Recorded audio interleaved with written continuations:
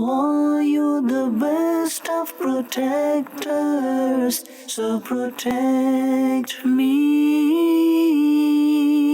Oh Allah, you're the best of protectors, so protect me.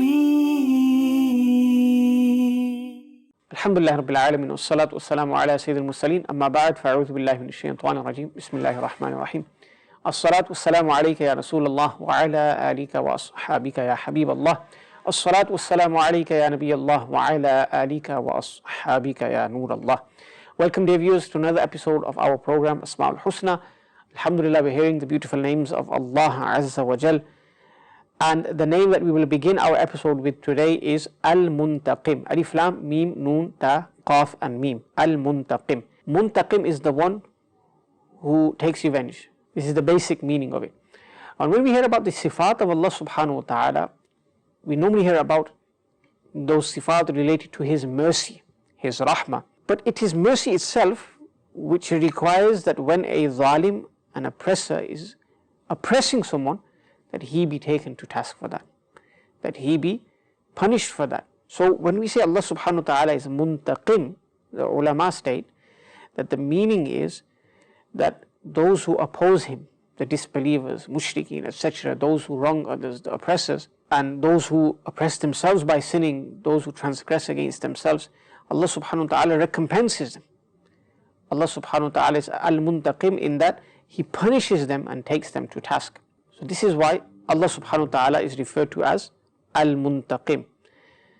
In the Quran, Allah Jalla wa Ala says in Surah Sajda verse 22, Bismillah ar-Rahman ar-Rahim, وَمَنْ أَظْلَمُ مِمَّنْ ذُكِّرَ بِآيَاتِ رَبِّهِ ثُمَّ أَعْرَضَ عَنْهَا إِنَّا مِنَ الْمُجْرِمِينَ مُنْتَقِمُونَ. And who is a greater zalim than the one before whom the verses of his Lord were mentioned, then he turned away from them. Indeed, we will recompense the wrongdoers, the criminals. Meaning, muntaqim, we just heard the meaning, Allah subhanahu wa ta'ala will punish those people for what they did wrong. They turned away from the verses of Allah subhanahu wa ta'ala. So the mujrimun here, the verses of Allah are read to them. They are told about the signs of Allah subhanahu wa ta'ala, the dalail, the proofs for the existence of Allah subhanahu wa ta'ala, etc. But they reject, refuse to believe in them. This is why Allah subhanahu wa ta'ala will recompense such people. He will punish such people. So there is no greater zalim than a person who rejects Allah subhanahu wa ta'ala. There are many forms of oppression, yes. The greatest oppression is rejecting Allah subhanahu wa ta'ala. It's oppression against oneself because it's depriving oneself of the blessings of Allah in the world and in the hereafter, especially Jannah, which is the greatest blessing, as it is in Jannah where people will see Allah subhanahu wa ta'ala, the utmost blessing for a believer. And a kafir, an atheist, a polytheist, these people, they're depriving themselves, they're wronging themselves, so they are the greatest of the zalimun.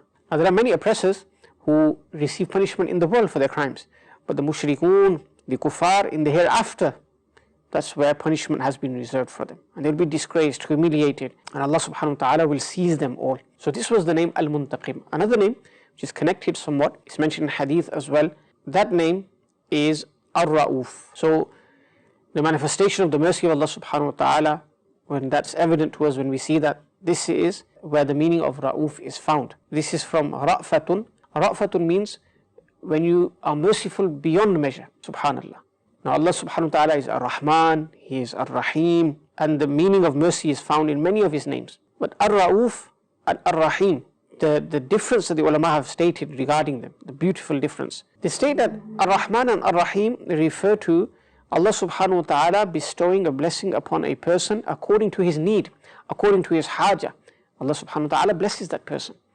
But Ar-Ra'uf, this is according to the aada of Allah subhanahu wa ta'ala, that He blesses someone out of His grace. Meaning in Rahmah, the person is needy. Ar-Ra'uf, Allah subhanahu wa ta'ala gives it without that need existing, out of His mercy, out of His generosity. And the mercy of Allah, the bestowal of Allah, this is greater than our need. This is greater than our zurura. There may be things that we need, we granted them.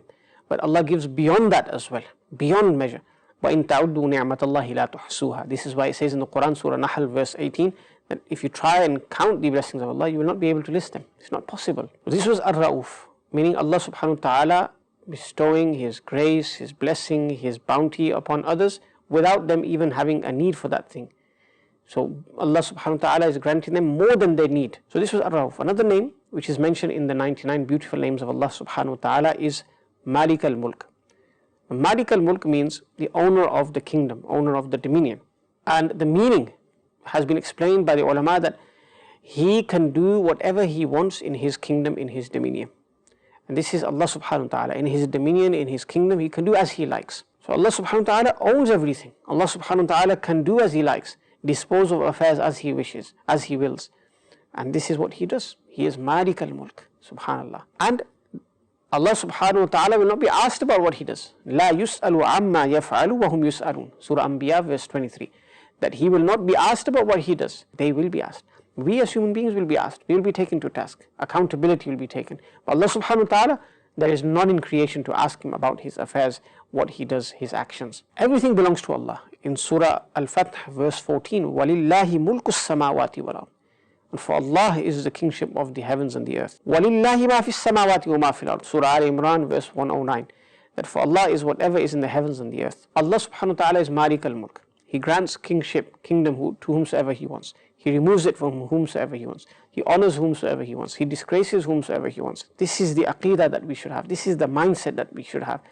We believe Allah is the one who grants honor and who grants kingship and who takes it away. But we also believe that every goodness is from Him Jalla Jalaluhu. So this was the name Malik al-Mulk. Another name which is mentioned in the hadith is Dhul Jalali wal Ikram. And this name has been mentioned in the Quran. In Surah Rahman verse 78, the last verse, Allah Jalla wa Ala mentions this name. Tabarak asmu rabbika dhil jalali wal ikram. This is addressing the Prophet ﷺ that your Lord, His name is blessed and He is the possessor of eminence and honor. Subhanallah. But we know that the rahmah of Allah subhanahu wa ta'ala dominates His wrath. Another name of Allah subhanahu wa ta'ala is Al-Muqsit. The meaning is Iqsat. And Iqsat means to remove oppression and compulsion, i.e. to be fair and to be just. This is the meaning taken. So Al-Muqsit refers to Allah subhanahu wa ta'ala, that which is just, which is fair. In the Quran, Allah subhanahu wa ta'ala has ordered the believers to be just in many places. And in Surah Ma'idah, He Jalla Jalaluhu says, Inna Allah yuhibbul muqsitin. Indeed, Allah loves those who are just, those who are fair. Allah subhanahu wa ta'ala will show justice on the Day of Judgment as well. If a goat with a horn attacks another one which does not possess a horn, even that will be asked about on the Day of Judgment. Justice will be dealt. Justice will be served. So insan has to think about this as well. On the Day of Judgment, we will be asked about our mu'amalat, our matters. How did we deal with people? Was it just in a just manner? But remember, it is the sunnah of Allah subhanahu wa ta'ala to show justice. And it is also the way of Allah to reconcile between people. Do you know on the Day of Judgment, Allah subhanahu wa ta'ala will gather people, two people, one who had oppressed the other, they will be on their knees, and one will be demanding his right from the other. But Allah subhanahu wa ta'ala, even in that moment, will want them to reconcile. He will show them paradise, a palace in paradise, and will ask whoever can make the payment for this, make the payment. And the one whose right was violated in the world, who's oppressed, will say, who can make the payment? Allah subhanahu wa ta'ala will say, you can make the payment by forgiving your fellow Muslim brother, by forgiving him. And then He will end up forgiving him. Both of them will enter Jannah and live therein, abide therein. Subhanallah, this is the way of Allah. But remember, this does not mean that we daringly, boldly oppress others in the world whilst thinking of this. No, this should encourage us to obey Allah subhanahu wa ta'ala even more. If this is the mercy towards those who are unjust, then imagine those who never commit oppression, those who were always obedient to Allah subhanahu wa ta'ala. Imagine the overflowing mercy that they will receive in the world. So be just to people in all your mu'amalat. Inshallah, on the Day of Judgment, Allah subhanahu wa ta'ala will show that justice. So in this world, we need to deal with people fairly. We need to ensure that we're making the right judgments, listening to both parties, reconciling between people, helping people in this way. Inshallah, this will come back in the form of great reward from the court of Allah subhanahu wa ta'ala. So in this particular episode, we heard many beautiful names of Allah'Azzoujal. May Allah Jalla wa Ala grant us the blessings of His name and enable us to memorize them and remember them as well. Ameen bijahin Nabil Ameen sallallahu alayhi wa sallam. Oh Allah, you're the best of protectors, so protect me.